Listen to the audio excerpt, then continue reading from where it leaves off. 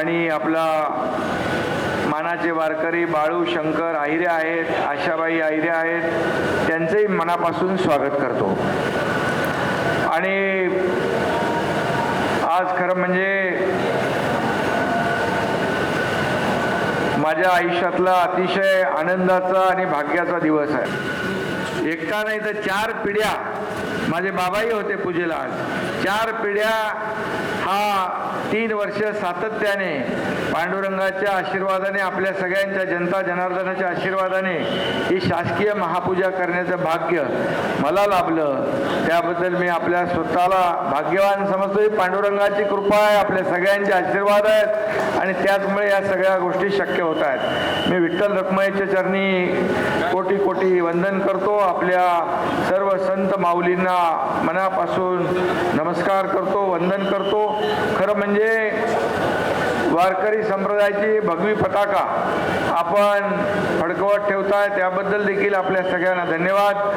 पंढरपूरला आपण आल्यानंतर सगळीकडे जो पांडुरंगाचा जयघोष आपण ऐकतो, या ठिकाणी सगळं जे काही वातावरण पाहतो आपण, अगदी भक्तिमय वातावरणामध्ये सगळे लोक आशीर्वाद घेत आहेत, पांडुरंगाचं दर्शन घेत आहेत। मला वाटतं यावर्षी गेल्या वर्षापेक्षा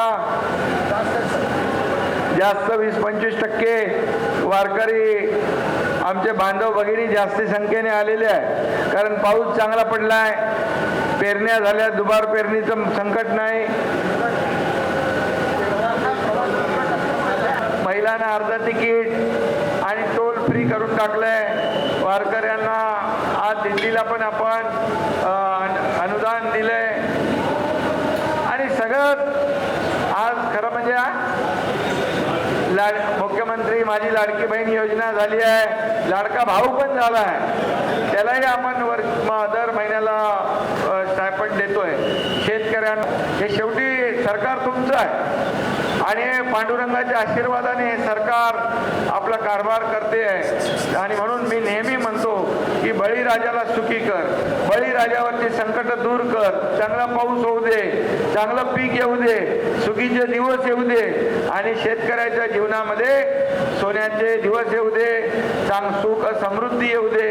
कारण वारकरी म्हणजे शेतकरीच आहे। शेतकरी, वारकरी, कष्टकरी, कामगार, माझ्या माता भगिनी, युवक, ज्येष्ठ, सगळे लोक, या राज्यातला प्रत्येक घटक जो आहे हा सुखी समृद्धी झाला पाहिजे, हीच आमची पांडुरंगाकडे प्रार्थना असते। आणि पांडुरंगाने देखील हे आता गेल्या 2 वर्षामध्ये आपण पाहिलं तर 2 वर्षामध्ये या राज्यातले अनेक प्रकल्प आपण सुरू केले, विकास आपण करतोय, कल्याणकारी योजना आपण आज जाहीर केल्या, त्याच्याकडे सगळीकडे चांगलं वातावरण आहे। आणि मला सगळ्यात आनंद म्हणजे आपले औसेकर महाराज मगाशी मला दाखवत होते, तिकडेही आपल्या नवीन जे आपण काम केलं आणि हे पण आपण नवीन केलं, म्हणजे जे जुनं रूप आहे ते आपलं पुन्हा या ठिकाणी या मंदिराचं आपण आणतोय, हे सगळ्यात जास्त समाधान आणि आनंद आहे। कारण जे काही इथं आपण 73 कोटी रुपये दिले ना, 73 कोटी 80 लाख रुपये आपण या मंदिराचं जे काही संवर्धन करण्यासाठी दिले, त्याचाही उपयोग इथं होतोय, चांगलं काम होतंय। आणि म्हणून मी मनापासून आपल्या सगळ्यांना खूप खूप शुभेच्छा या ठिकाणी देतो।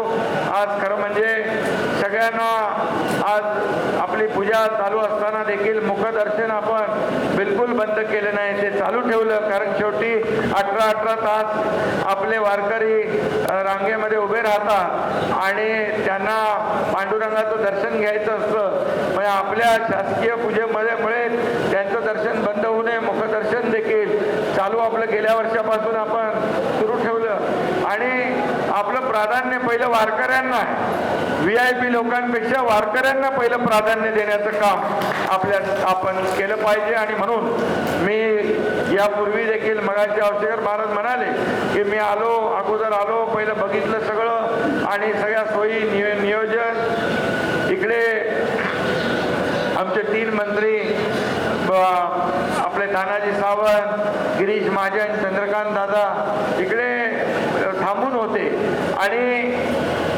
आमचं नियोजन एवढंच की बाबा याच्यामध्ये वारकरी संप्रदाय येतो मोठ्या प्रमाणात लाखांच्या संख्येने, त्याची गैरसोय होऊ नये.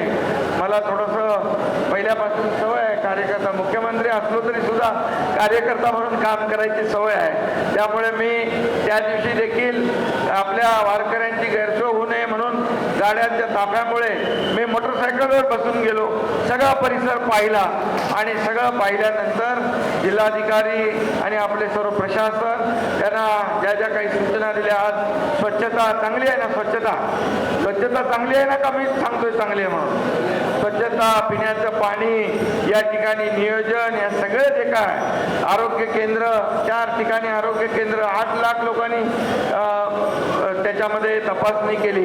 15 लाखापर्यंत त्यांची व्यवस्था त्या ठिकाणी केली आहे. जेवढे आपले वारकरी येतील त्यांची आरोग्याची काळजी देखील आपल्या शासनाने आणि प्रशासनाने घेतलेली आहे. मी जास्त वेळ घेणार नाही, कारण आपल्या सगळ्यांना अनेक लोकांना इथं दर्शन घ्यायचं आहे. त्यामुळे मी एवढंच सांगतो की खऱ्या अर्थाने आज मला आनंद आहे, समाधान आहे की मुख्यमंत्री असताना यामध्ये पांडुरंगाच्या या पंढरपूरमध्ये अनेक कामं करता आली. गेल्या वर्षीपेक्षा आपण निधी पण डबल दिला. कलेक्टर काय बरोबर आहे ना? कलेक्टरना सांगितलं काय कमी पडणार नाही, पांडुरंगाने दिलेलं आहे ते त्याच्या सेवेसाठी अर्पण करायचं आहे. त्यामुळे कुठं काही कमी पडणार नाही. आपण मोठा विकास आराखडा करतोय, तोही देखील इथल्या स्थानिक लोकांना विश्वासात घेतल्याशिवाय पुढे जाणार नाही. हे सरकार तुमचं आहे आणि सगळ्यांना कुठल्याही परिस्थितीमध्ये विकास करत असताना आपल्या कोणालाही नाराज करायचं नाही आणि विकासामध्ये सगळ्यांचा हातभार सहकार्य लागलं पाहिजे. त्यामुळे सगळ्यांच्या संमतीने आपण हे सगळं करू. वारकरी दिंड्यांनाही देखील आपण यावर्षी अनुदान दिलं, वारकरी महामंडळ केलं, त्याच्यामध्ये काही सूचना आपल्या वारकऱ्यांच्या आहेत, त्या सूचना घेऊनच आपण पुढे जाऊ. तुमच्या असं आपण निर्णय घेतला म्हणजे झाला तसं राबवणारे लोक आपण, आपलं सरकार नाही, आपलं शासन सर्वसामान्यांचं आहे. आणि म्हणून आज या ठिकाणी जे काही तुम्ही मागणी केलेली आहे, आपल्या जसं तिरुपती बालाजीला टोकन पद्धत आहे आणि दर्शन रांगेमध्ये किती तास उभे राहतात लोक? 18, 20 तास उभे राहतात. ते मी स्वतः बघितलं जाऊन. त्यामुळे आता तिरुपती बालाजीच्या धर्तीवर आपल्याला दर्शन मंडप आणि टोकन पद्धत आपण करूया. त्याला लागणारे 103 कोटी रुपये शासन या ठिकाणी तात्काळ देईल. गिरीश महाजन इकडे आमची चर्चा झाली, ग्रामविकासमधून आपण ते करतो. दुसरं जे आपल्याला MTDCचं जे आहे ते एक्सटेन्शन करायचं आहे, तेही आपण एक्सटेन्शन पुढे करू. तेही आपण आपल्याला या ठिकाणी शब्द देतो. बाकी जे काही छोटी मोठी जी कामं आहेत, रस्ते असतील, पाणी आहे, दिवाबत्ती आहे, ड्रेनेज आहे, हे सगळ्या गोष्टी होत राहतील. आणि लाखो वारकरी, खरं म्हणजे पांडुरंग हा आपल्या सर्वसामान्यांचा परमेश्वर आहे आणि म्हणून सरकार देखील सर्वसामान्यांचं आहे आणि म्हणून यामध्ये कुठेही काही कमी पडणार नाही एवढी खात्री आपल्याला मी देतो. आणि पुन्हा एकदा या सगळ्यांना आषाढीच्या महापूजेच्या खूप खूप शुभेच्छा देतो.